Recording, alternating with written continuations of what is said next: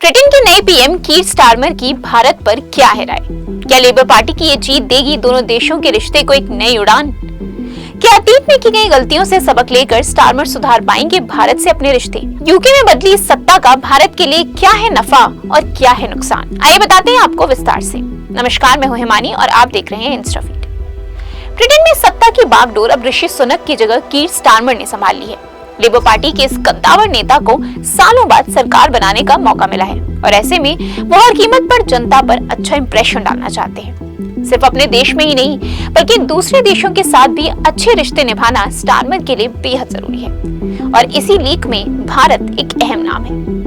Britain के कई मंदिरों में मत्था टेक कर और फूलों की माला पहनकर उन्होंने देश में बढ़ रहे हिंदू वोटर्स को रिझाने की भी पूरी कोशिश की है।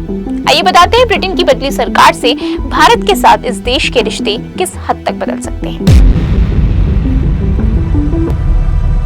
अपने पोल कैंपेन के दौरान कीर स्टारमर भारत के साथ एक बेहतर रिश्ते की बुनियाद पर जोर देते आए हैं। यहाँ तक कि उनके मैनिफेस्टो में भी इंडिया के साथ एक नई स्ट्रेटेजिक पार्टनरशिप की बात FTA यानी फ्री ट्रेड अग्रीमेंट की तरफ इशारा करती है।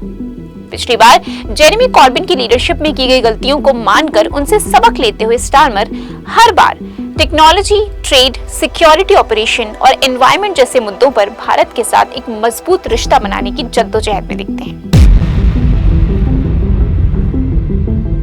पिछले साल इंडिया ग्लोबल फोरम में कीर स्टारमर ने पार्टी की नई सोच के बारे में बात करते हुए कहा था, भारत के साथ हमारी सरकार लोकतंत्र और आकांक्षाओं की बुनियाद पर होगी। ग्लोबल, क्लाइमेट और इकोनॉमिक सिक्योरिटी पर दोनों देश मिलकर एक रणनीतिक साझेदारी को अंजाम देंगे। इसी सिलसिले में 28 जून को वो नॉर्थ लंदन में श्री स्वामी नारायण मंदिर भी गए थे।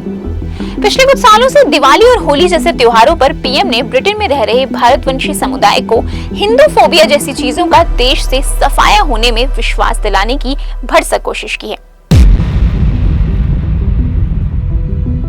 1997 से भारत के साथ मुश्किलों में रही लेबर पार्टी पहले भी खालिस्तान और 2019 में कश्मीर जैसे विवादित मुद्दे पर बोलकर भारतीयों और भारतवंशियों दोनों के साथ अपने रिश्ते बिगाड़ चुकी है।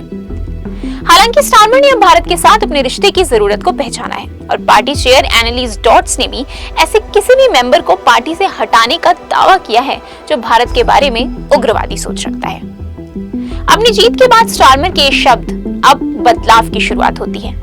ये शब्द भारतवंशियों के लिए कितने सही साबित होते हैं ये तो आने वाला वक्त ही बताएगा। आपको क्या लगता है, स्टारमर को मिली सत्ता भारत के लिए फायदेमंद साबित होगी या डालेगी दोनों देशों के रिश्तों में दरार? अपनी राय हमें कमेंट सेक्शन में जरूर बताएं और ऐसी वीडियोस के लिए चैनल का बेल आइकन प्रेस करके हमारे साथ जरूर जुड़ें।